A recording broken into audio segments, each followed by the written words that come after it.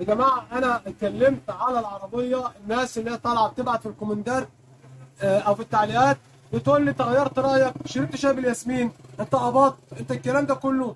لو انت سمعت الفيديو اللي قبل ده واللي قبل منه هتعرف انا اتكلمت على العربيه بالنيابه عن ايه. يا باشا انا لا شكرت في العربيه وعلى ما زالوا على رايي زي ما انا بقول لك، لا شكرت في العربيه ولا شربت زي ما انت بتقول ولا خدنا زي ما انت بتقول. لو خدنا كنا احنا قلنا العربيه كويسه. انا ما زال على رايي، بقول لك العربيه زي الزفت واقول لك عيوبها برضه عشان تبقى انت في الصوره.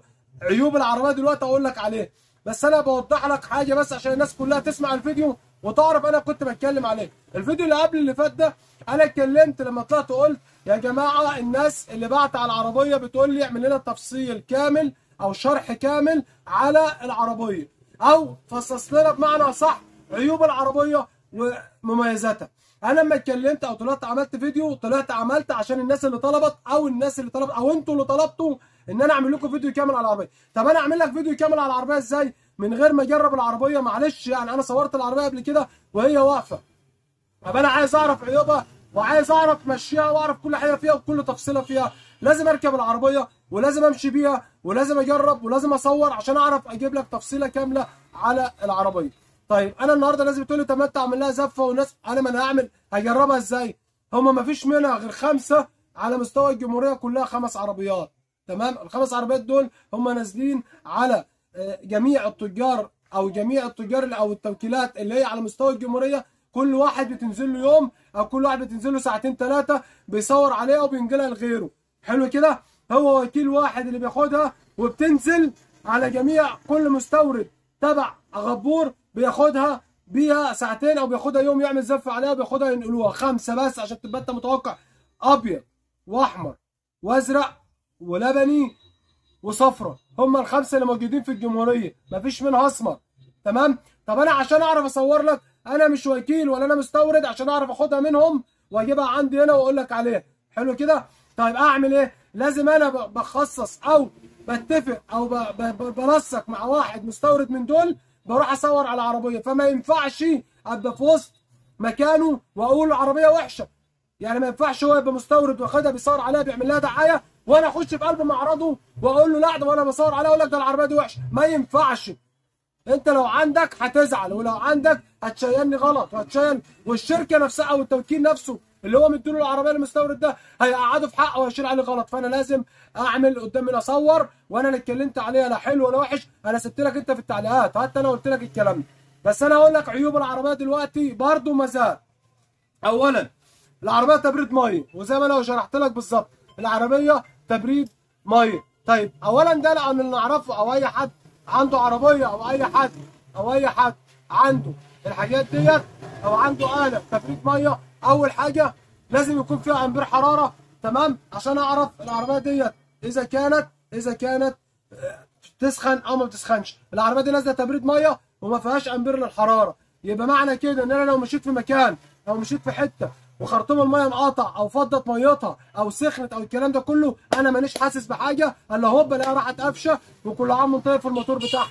دي اول غلطه بالنسبه له. تاني حاجه العربيه عشان اسقط اركب ورق دبرياج عشان اسقط اعمل شغل في الموتور بتاعها زي ما قلت لك في الفيديو، لازم احل لها مسمارين في الجناب احلهم اسقط الموتور على الارض عشان ابدا اشتغل فيها وارفع تاني. ده تاني غلطه. تالت غلطه اتكلمنا قلنا 3/4 العربيه فبر. 3/4 العربيه فبر. قلنا قبل كده ان انا عشان حاجه تخبطني لازم اغير جنبي، بمعنى كده ان انا عايز امشي وراه بتصليح، عايز امشي وراه بكون فلوس عشان خاطر اعرف اصلح. انخبطت هروح اجيب جنب، انخبطت هروح اجيب باب، انخبطت هروح اجيب كبوت. طب انا ناقص وش يا عم؟ لا احنا مش عايزين الكلام ده. طيب ثالث غلطه ان العربيه في المشي زي الزفت. في المشي زي الزفت، صوت عالي مفيش مشي خالص، اخرها 70 عددها 100 بيديك 70، وصوت العربيه تحس ان انت مركب دعاره في قلب المكنه من ورا ما انتش عارف تمشي بيها.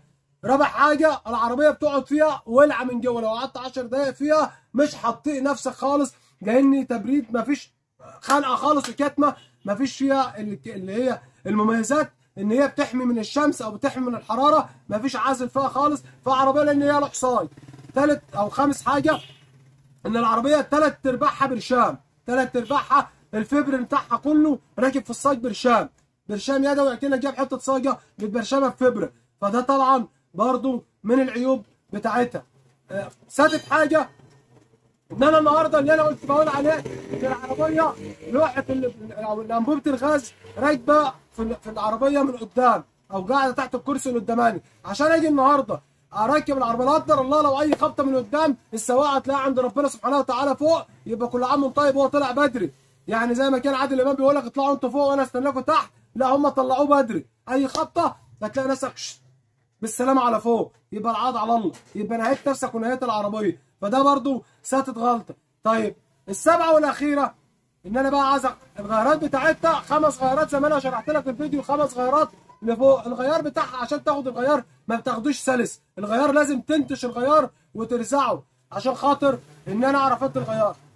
السبعه ولا الثامنه اللي انا بقول لك عليها بدلات الفرامل والدبرياج كل ده لقب الفاضي، احنا عاملينه كنا معدلين الكلام ده قبل كده واحنا شرحنا على العربيه. العجل او الثامن او التاسع، العربيه ديت عامله زي ال 28 بالظبط، وانت ماشي فاضي العربيه تلاقي العجل بتاعها قلب لفوق. طبعا في المشي في تعويم، مفيش ثباتان في دوسه الفرامل، يعني لو انا بجري 70 وجيت ادوس فرمله بلاقي العربيه بتعمل معايا يمين وشمال. فانا اللي بقول لك ولحد الان ومصر زي ما انا، ما تنفعش بديل توك توك وما تنفعش دي، عايزه تيجي واحد شخصي يودي حضانه يودي مدرسه، انت تركبها مع نفسك تودي عيالك مشوار تجيب عيالك من مشوار، شخصي بس عشان على قد اعطانا على قد الكلام ده منها فيها. الاخير بقى ان قطع غيار احنا الله اعلم هتنزل بكام، الله اعلم لسه هنلاقي لها قطع غيار ولا لا. والسعر بتاعها اللي احنا حددنا لما كان نزل ب 95 وب 195 وب 185 زي ما انا قلت لك في اول فيديو، وقلت لك هم رجعوه وب 25 وب 120. انا باكد لك دلوقتي بعد منسق تنسيق من موثوق منه العربيه ديت يوم ما هتنزل ويقول لك سعرها نزل 160 170 الف، يبقى حرام عليا لما اروح اشتري اللي انا بقول لك عليه ده كله ب 160 و 170 الف.